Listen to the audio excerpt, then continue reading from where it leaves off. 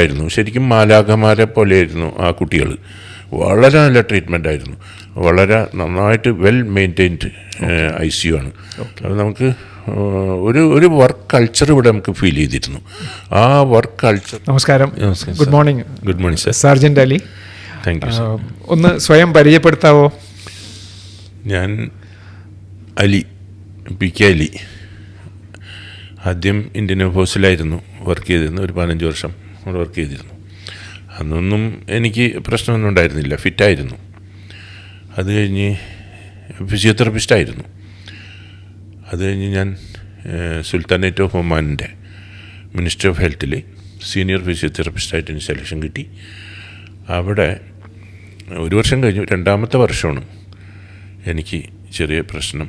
അതായത് സ്വർണത്തിൻ്റെ തരികൾ പോലെ മൂത്രത്തിൽ ഇങ്ങനെ ക്രിസ്റ്റൽ പോകാൻ തുടങ്ങി. അതുമാത്രമാണ് ഒരു സിംറ്റമായിട്ട് കണ്ടത്. സ്കാനിങ്ങിലൂടെ പോളിസിസ്റ്റിക് കിഡ്നി ഡയഗ്നോസ് ചെയ്തു. അത് 1998 ഒരു വ്രതമാസത്തിൽ, ഇതുപോലെ തന്നെ 14 ജനുവരിയിൽ.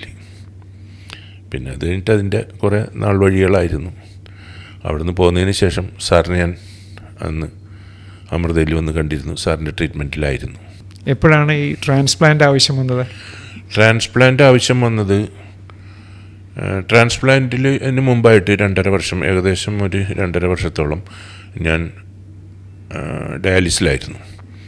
അപ്പോൾ അവിടെ DNB ചെയ്യുന്ന ഡോക്ടേഴ്സ്, MRCP ചെയ്യുന്ന ഡോക്ടേഴ്സ്, സാറടക്കം ഉള്ള ആളുകൾ ഈ 4-4.5 മണിക്കൂർ കിടക്കുന്ന സമയത്ത് വന്ന് സംസാരിക്കാറും കുറേ നേരം ഇങ്ങനെ സംസാരിക്കാറുണ്ട്.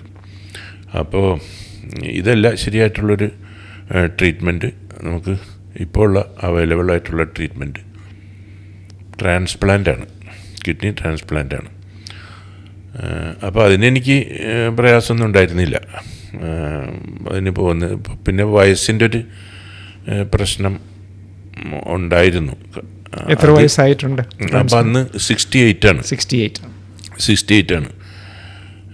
പിന്നെ സാറ് റിയഷ്യൂറൻസൊക്കെ തന്നു.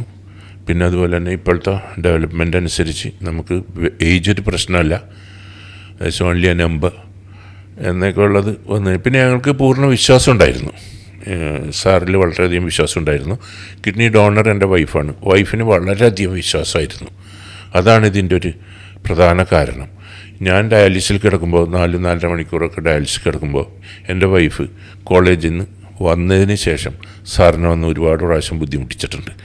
ഞാൻ കിഡ്നി കൊടുക്കാൻ തയ്യാറാണ്, സാറ് ഞങ്ങളെ പരിഗണിക്കണം, എൻ്റെ ഹസ്ബൻഡിന് ഈ കിഡ്നി വെച്ച് കൊടുക്കണം എന്നൊക്കെ സാറിനോട് ഒരുപാട് പ്രാവശ്യം പറഞ്ഞിരുന്നു. പിന്നെ കുറച്ച് പ്രശ്നങ്ങളൊക്കെ ഉണ്ടായിരുന്നു. ഹാർട്ടിൻ്റെ 2 വാൽവിന് ബ്ലോക്ക് ഉണ്ടായിരുന്നു. അതൊക്കെ നമ്മൾ ശരിയാക്കി. കുറച്ച് പ്രശ്നങ്ങളുണ്ടായിരുന്നു. ഇപ്പോൾ ട്രാൻസ്പ്ലാന്റ് കഴിഞ്ഞ് എത്ര കാലമായി? ട്രാൻസ്പ്ലാന്റ് കഴിഞ്ഞ് ഓഗസ്റ്റ് 8-നായിരുന്നു ട്രാൻസ്പ്ലാന്റ്. ട്രാൻസ്പ്ലാന്റിന് ശേഷവും ട്രാൻസ്പ്ലാന്റിന് മുമ്പും എങ്ങനെയാണ്, ഒന്ന് കമ്പയർ ചെയ്യുമ്പോൾ എങ്ങനെയുണ്ട് ലൈഫ്? അത് വളരെ വ്യത്യാസമാണ്. കാരണം എനിക്കൊരു പുനർജന്മം കിട്ടിയതുപോലെയാണ്. എൻ്റെ പഴയ കോണ്ടിയൂർ മാനസിക അവസ്ഥ തന്നെ പഴയതുപോലെ അങ്ങോട്ട് മാറി. ശരിക്കും എനിക്ക് ആ ഒരു വിധത്തിലുള്ള സ്മെല്ല്, അതുപോലെ തന്നെ കാഴ്ചകൾ, ഇതൊക്കെ ആ പഴയതിലോട്ട് പോലെ തന്നെ എനിക്ക് തോന്നി തുടങ്ങി. ഒത്തിരി വ്യത്യാസമുണ്ട്. അപ്പോൾ ഈ കിഡ്നിയുടെ ഫെയിലിയർ വരുന്നതിന് മുമ്പ് അതിൽ എങ്ങനെ ഇരുന്നു അതേമാതിരിയാണ് ഇപ്പോഴും? അതെ സർ. ഓപ്പറേഷന് ശേഷം അതുപോലെ തന്നെയായിരുന്നു. പിന്നെ അതുപോലെ തന്നെ നമ്മൾ ഒരു ഓപ്പറേഷനൊക്കെ, ഒരു മേജർ സർജറിക്കൊക്കെ പോകുമ്പോൾ ഒരു ചെറിയൊരു അങ്കലാപ്പൊക്കെ ഉണ്ടാവുമല്ലോ. അത് ഒന്നും കാര്യമായിട്ട് ബാധിച്ചിട്ടില്ല. പോസ്റ്റ് ഓപ്പറേറ്റീവ് പീരിയഡ് വളരെ സുഖകരമായിരുന്നു. അത് നമ്മൾ പ്രതീക്ഷിച്ചതിലൊക്കെ വളരെ സുഖകരമായിരുന്നു.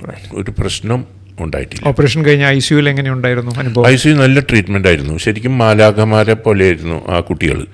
വളരെ നല്ല ട്രീറ്റ്മെൻ്റ് ആയിരുന്നു. വളരെ നന്നായിട്ട് വെൽ മെയിൻറ്റൈൻഡ് ICU ആണ്.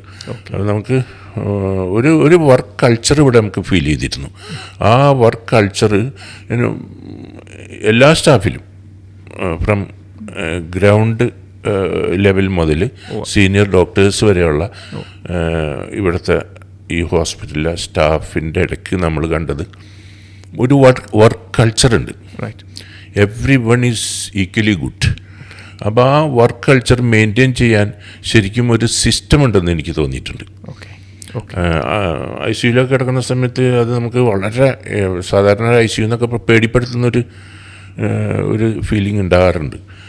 പക്ഷേ ഇത് വളരെ സുഖകരമായിരുന്നു. ആ കുട്ടികളൊക്കെ നല്ല ഭംഗിയായിട്ടും ഡോക്ടർമാരൊക്കെ വളരെ ഏറ്റവും ഇതെന്ന് പറഞ്ഞാൽ ഡോക്ടർ ബിബി വളരെ ബ്രോഡായിട്ട് ചിരിച്ചുകൊണ്ട് രാവിലെ വന്നു. അപ്പോൾ അന്ന് ഞാൻ അനസ്തേഷ്യയിൽ നിന്ന് ഇങ്ങനെ പതുക്കെ റിക്കവർ ചെയ്യുന്നൊരു ടൈമാണ്. പിന്നെ ഞാൻ സർജറിക്ക് മുമ്പ് എന്നെ അവിടെ കൊണ്ടുപോയി. അപ്പോൾ ആ ഓപ്പറേഷൻ തിയേറ്ററിലോട്ട് എന്നെ കയറ്റിയിട്ടില്ല. ഞാൻ ഒറ്റയ്ക്ക് ഇങ്ങനെ കിടക്കുകയാണ് രാവിലെ. അപ്പോൾ സാറ് വന്നു. ഓക്കെ.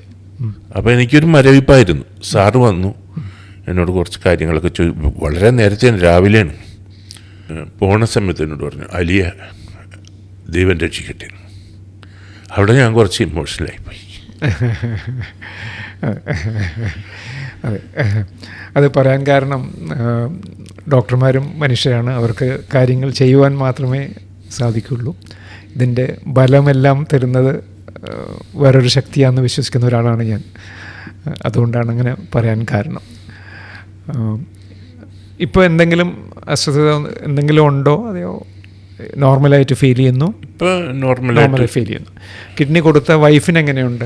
വൈഫ് വളരെ നോർമലാണ്. അവർക്ക് കാര്യമായ മറ്റസുഖങ്ങളൊന്നും ഇല്ലാത്തൊരു സ്ത്രീയാണ്.